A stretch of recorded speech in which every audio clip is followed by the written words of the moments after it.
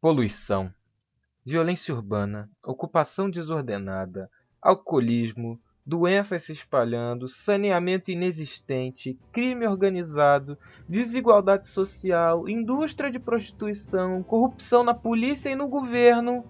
E não estou falando do Rio de Janeiro. Esta descrição, na verdade, se refere a Londres do século XIX. E todos esses fatores são só alguns dos principais que compunham a Londres vitoriana. Antes de começar a história que eu vim contar, temos que contextualizar vocês um pouco. Bom, esta é Londres, a capital e metrópole do Império Britânico. O ano é 1888 e a vida em Londres é, em resumo, uma bela de uma... Isso se deve à famosa Revolução Industrial. Com as fábricas ascendendo nos centros urbanos, cidades como Londres tiveram uma explosão populacional, composta por ex-trabalhadores rurais e estrangeiros que encontraram oportunidades na vida urbana. Como isso aconteceu muito rápido, a malha urbana teve que se espalhar com igual velocidade, e com uma desordem proporcional ao fluxo de novos moradores. Assim nasceram os bairros pobres da zona leste de Londres. Mas para nossa história vamos nos focar somente no pior deles, Whitechapel. Este que era habitado em sua maioria por imigrantes irlandeses e judeus, o que gerou muitos conflitos com os londrinos na época, principalmente por motivos religiosos, já que quase que a totalidade dos irlandeses são católicos. Todas essas pessoas viviam de maneira miserável, amontoadas em cortiços e outros lares precários sem acesso a coisas básicas como comida. O bairro foi também um grande polo da indústria de hotelaria e prostituição, por conta do alto fluxo de marinheiros no Porto de Londres, que na época era o mais movimentado do mundo. Eram 62 bordéis e 1.200 mulheres trabalhando integralmente como prostitutas apenas em Whitechapel. As gangues nativistas e racistas de Londres são inclusive um assunto à parte, mas elas eram uma das maiores mazelas do bairro também.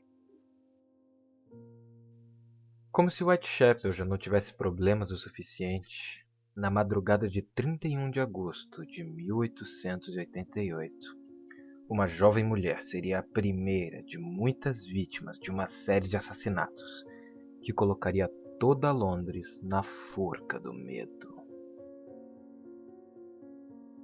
Em um beco escuro de Whitechapel, uma prostituta se prepara para atender seu último cliente.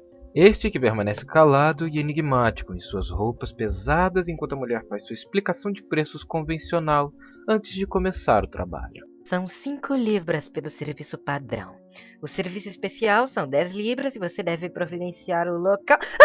Antes que ela possa terminar de falar, o homem se aproxima e pega uma faca, dizendo o seguinte: Sua depravação acaba hoje. Farei de você um exemplo para este grande prostíbulo que chamamos de cidade.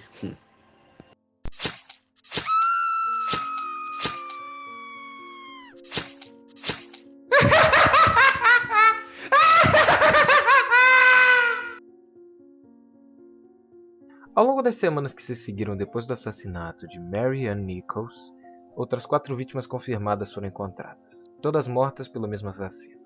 Também existem suspeitas de que outros 6 assassinatos tenham feito parte desta trilha de sangue, mas nunca foram confirmados. Quanto às 5 vítimas canônicas, elas partilham certas características, já que todas as 5 foram mulheres que trabalhavam ao menos ocasionalmente como prostitutas. Os corpos de todas foram encontrados em locais condizentes com esse tipo de prática. Todos os incidentes ocorreram durante ou a véspera de um fim de semana, mas talvez o que mais tenha chocado a população e o governo na época foi o estado dos cadáveres. Todas as vítimas foram mortas com um corte na garganta e depois de mortas foram mutiladas e esquartejadas das formas mais brutais possíveis, com exceção do terceiro assassinato, durante o qual o assassino deve ter sido interrompido.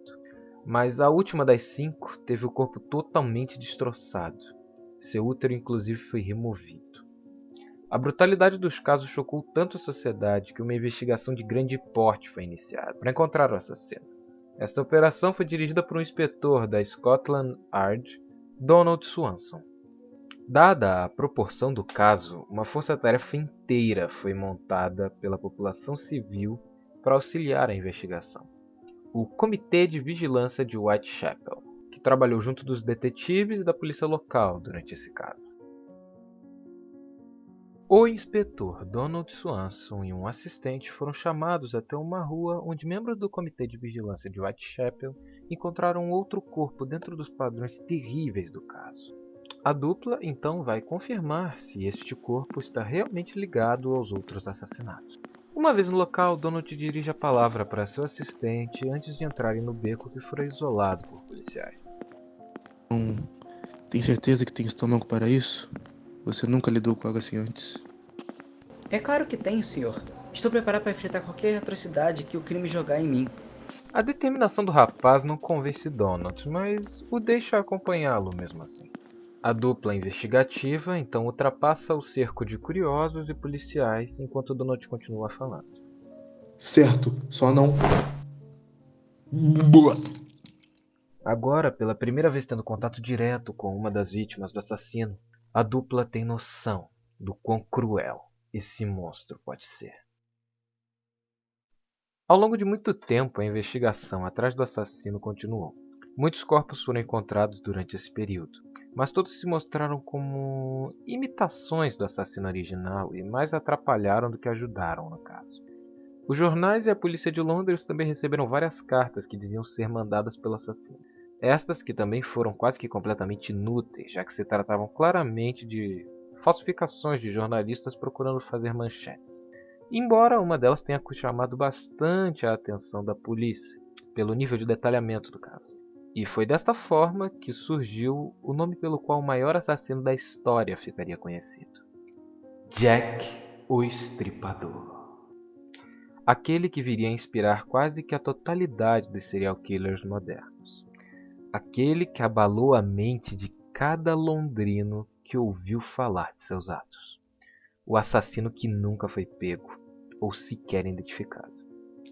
No fim das contas, o caso Jack Estripador nunca foi concluído, e segundo a maioria dos detetives que falaram sobre o assunto, os investigadores nunca chegaram perto de identificar Jack. Principalmente porque foram cometidos muitos erros na investigação, como ir atrás de arquétipos de suspeitos errados e revelar detalhes da investigação ao público.